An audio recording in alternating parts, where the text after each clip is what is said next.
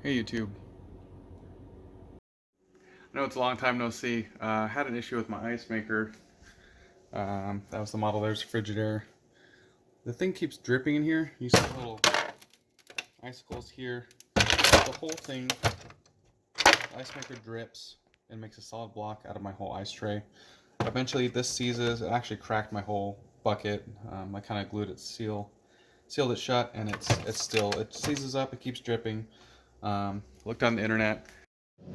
When I was troubleshooting, I hit this thing with a hairdryer for quite some time.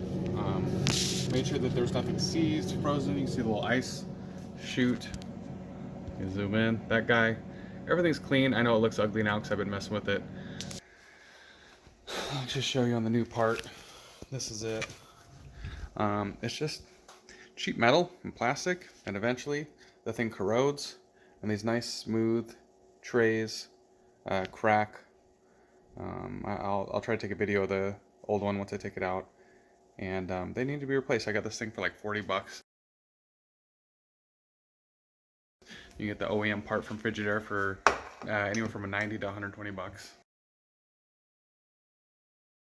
So I'll show you what that entails. Alright, so for this guy, we don't have to actually unscrew the flathead fasteners that are screwed into the side of the freezer. We just need to loosen them so this can pull off.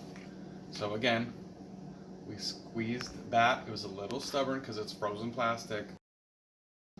Pulled it off with my big man hands.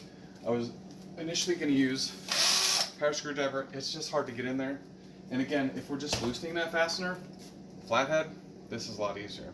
So I'm going to do that now. I'll meet you on the other side. So the only things really required for this install, or swap I guess, those two fasteners need to be unscrewed, along with that connector. And it should be that easy. I'm doing by feel because I know where it is. I put my big old head in there. Not the easiest. I did take this plastic cover off, as you can see.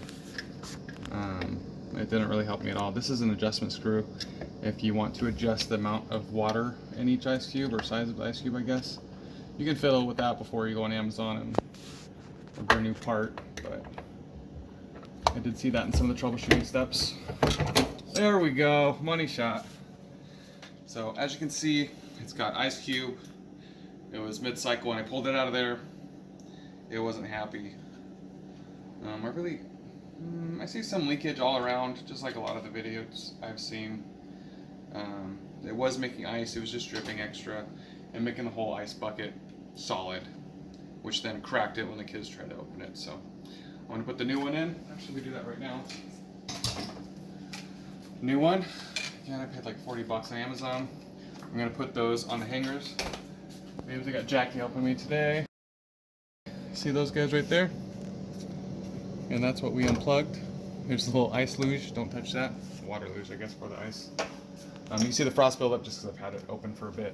But hang it on there, plug it in, and then I'm going to tighten those back. Those, I guess, probably up to 3 or 4 screws, to be honest, by now.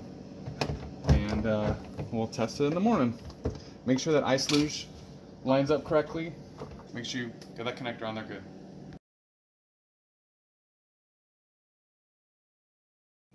Now that my ice bin is defrosted,